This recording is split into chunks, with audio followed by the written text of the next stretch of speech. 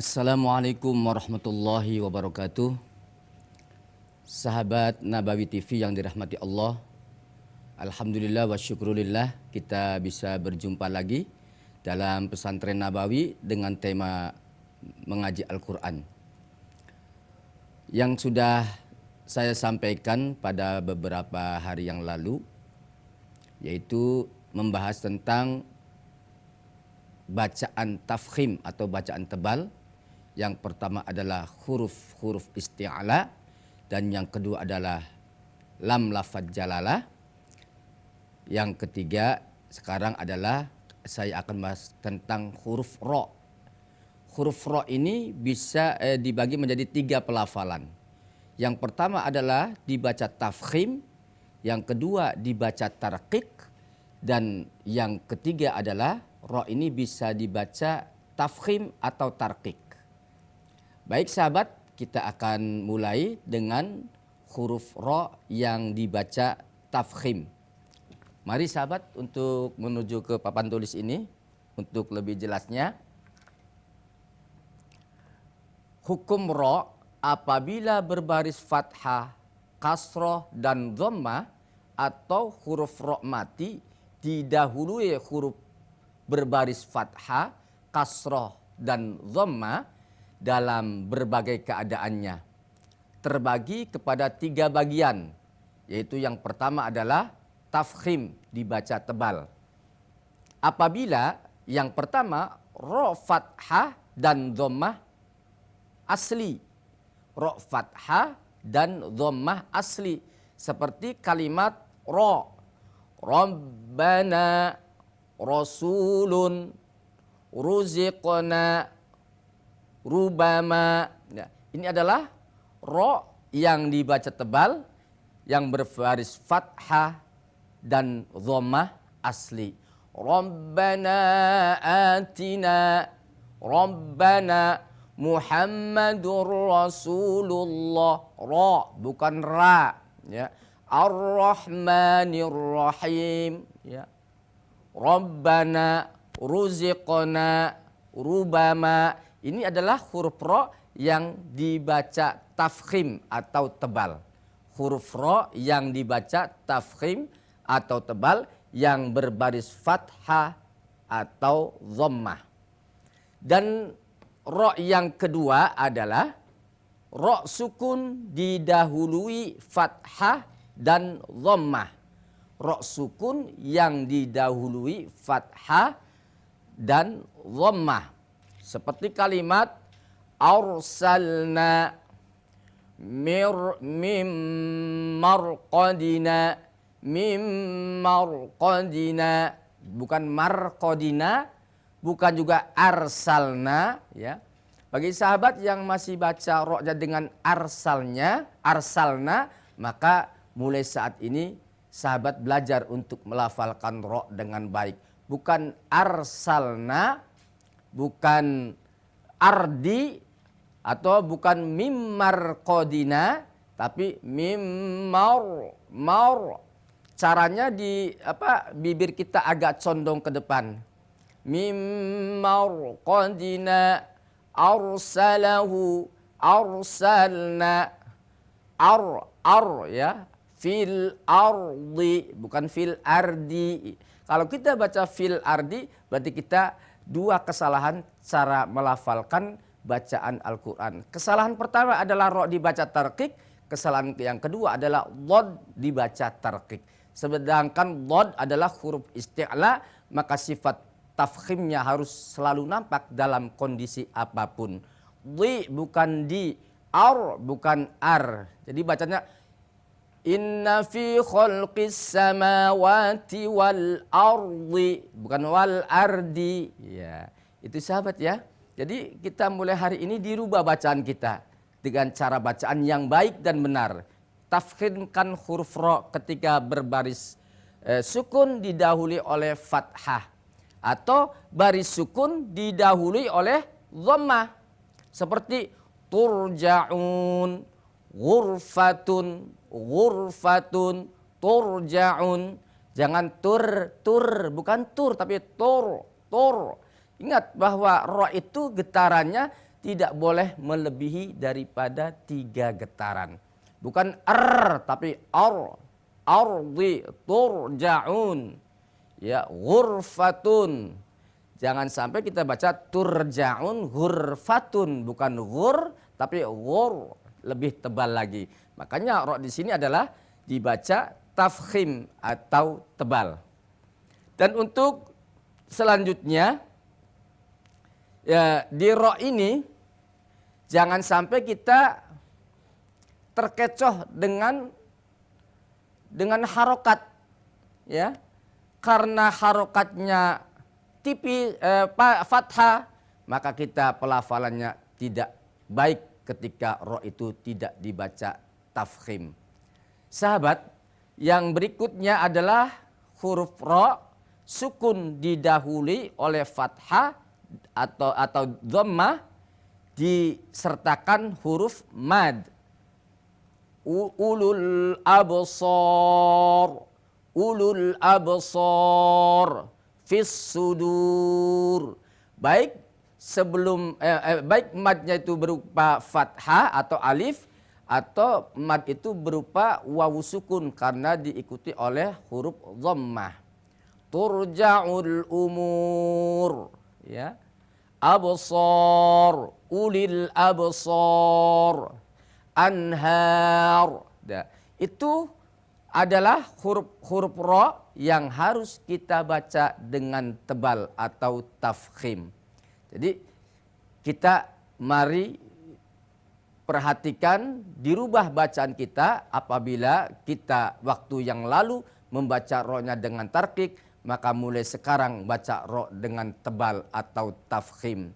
Rabbana, ya. Ar-Rahman, jangan baca Ar-Rahman tapi Ar-Rahman.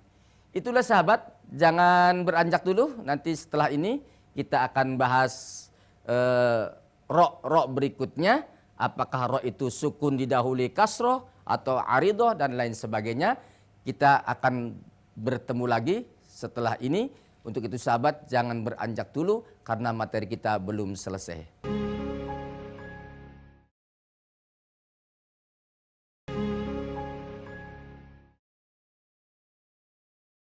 Sahabat Nabawi yang dirahmati Allah, terima kasih sahabat masih setia bersama kami dalam pesantren Nabawi dengan tema mengaji Al-Quranul Karim.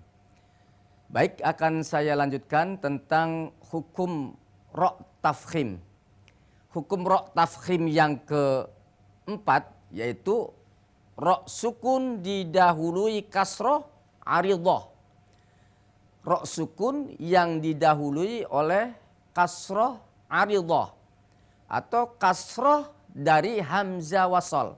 Jadi setiap ro' sukun apabila didahului oleh hamzah wasol, maka ro' sukun dibaca tafkhim sekalipun berharokat kasroh.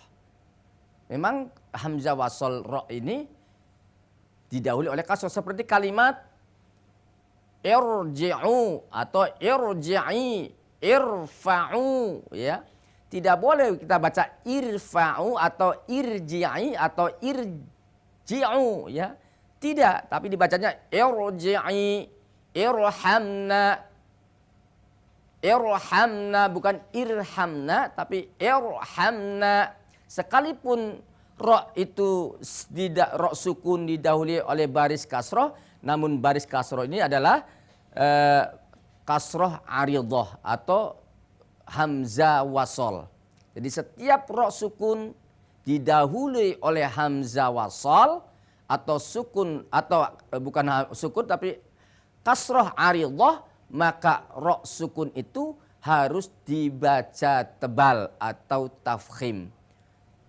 Irji'i, irji'i ila rabbiki, irji'i ila rabbik, dan seterusnya. Ya, irji'i, irfa'u tidak boleh dibaca tipis, akan tetapi dibaca tebal.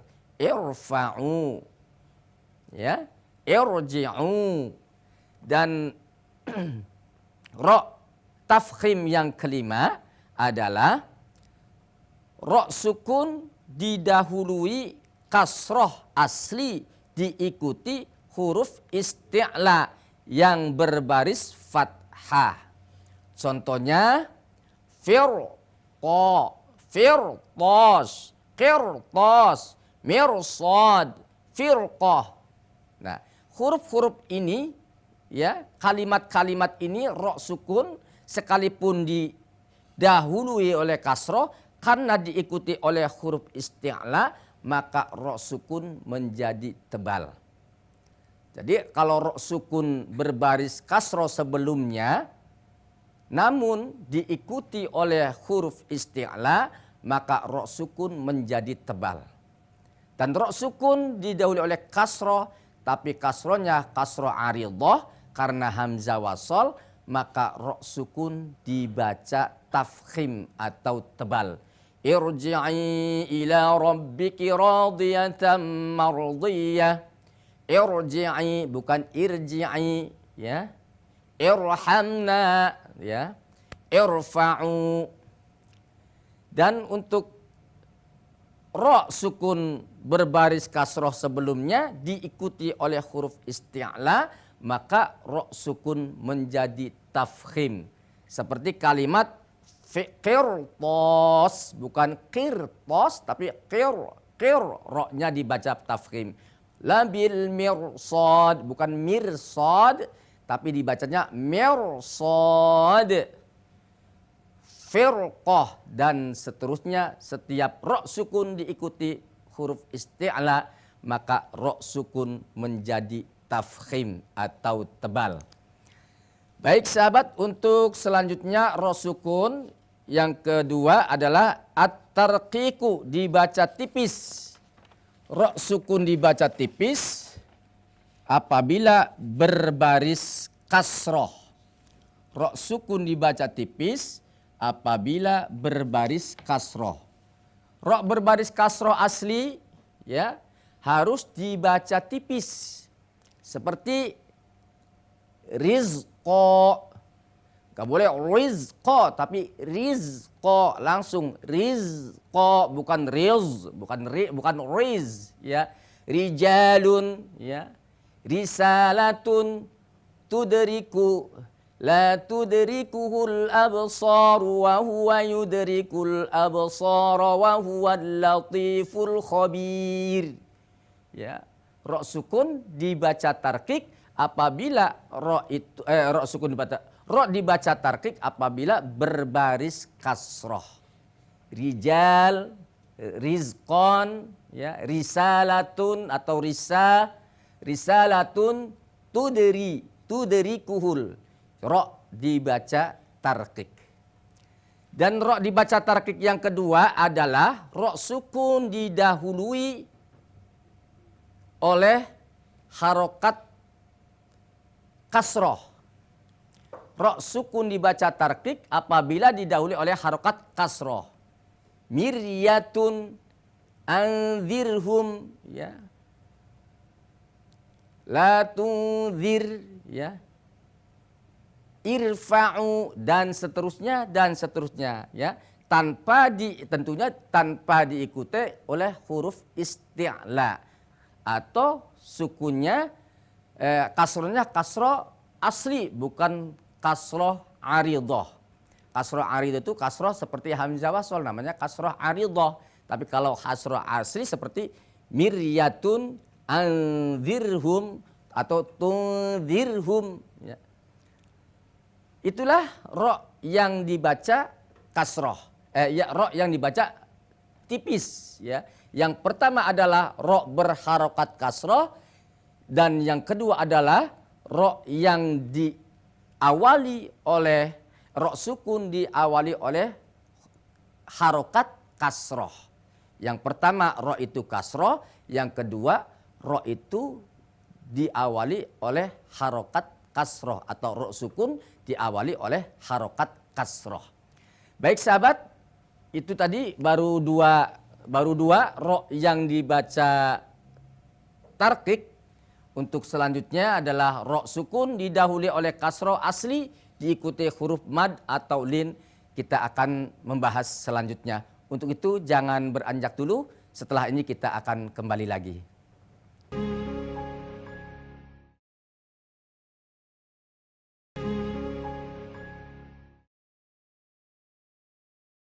Sahabat Nabawi TV yang dirahmati Allah, terima kasih.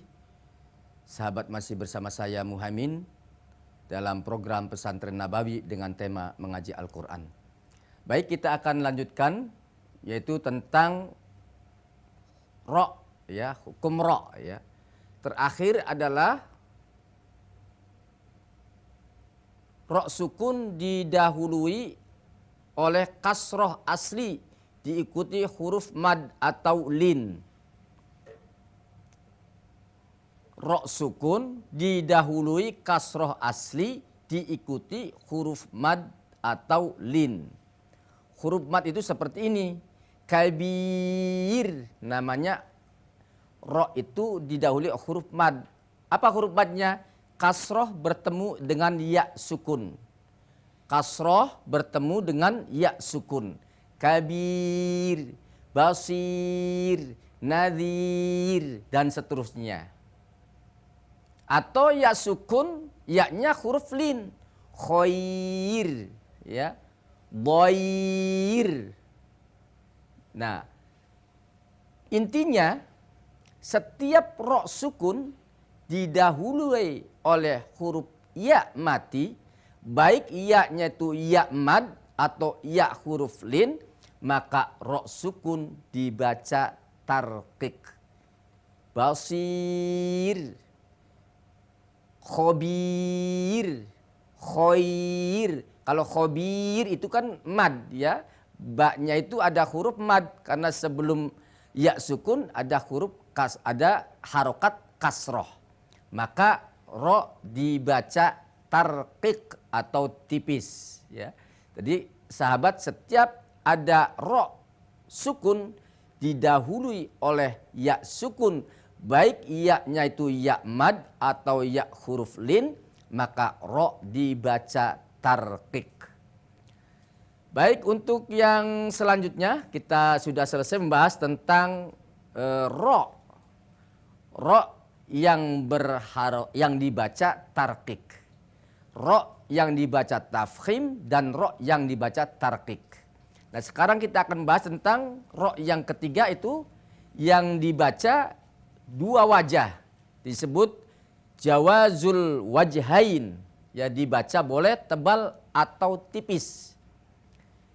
Boleh tebal atau tipis seperti dalam surah Asy-Syu'ara ayat 63, itu kalimatnya kullu firqin, boleh firqin, boleh firqin, ya. Boleh firqin atau firqin. Boleh dua cara. Ro ini boleh dibaca tebal dan boleh dibaca tipis. Yang kedua, di mana saja terdapat kalimat misra.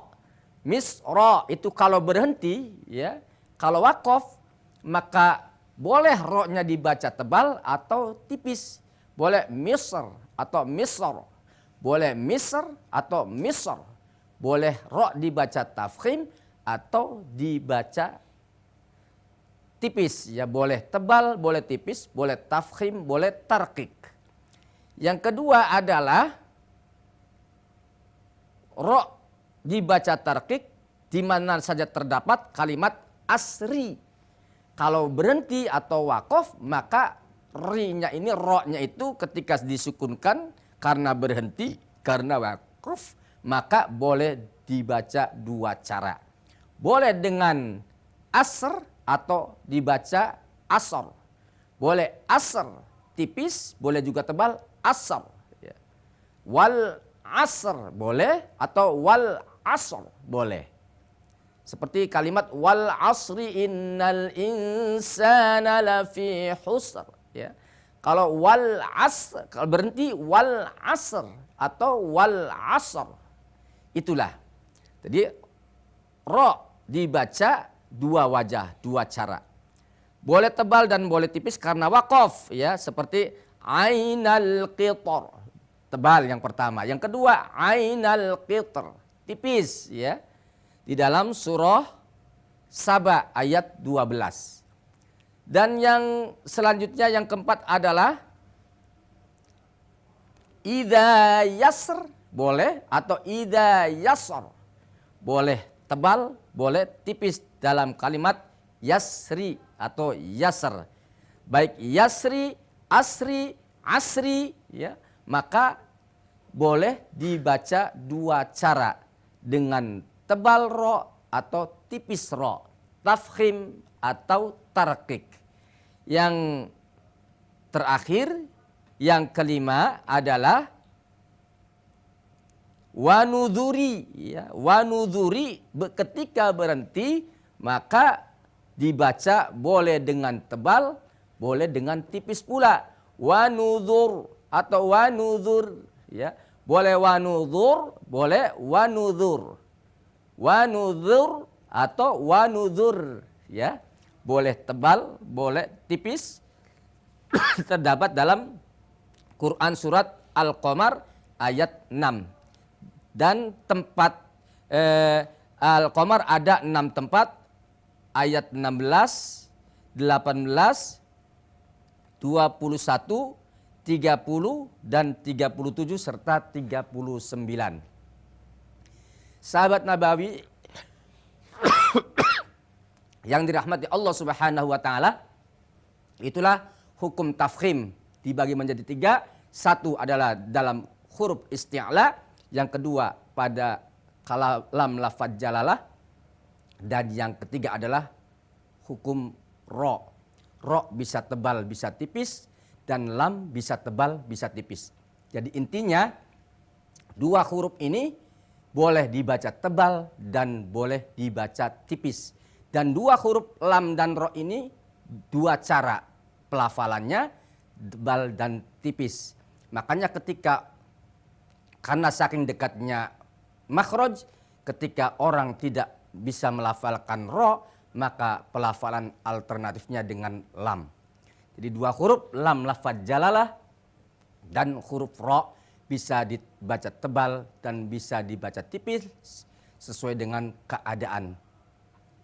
Baik sahabat, itulah materi kita atau pelajaran kita, ngaji kita pada hari ini.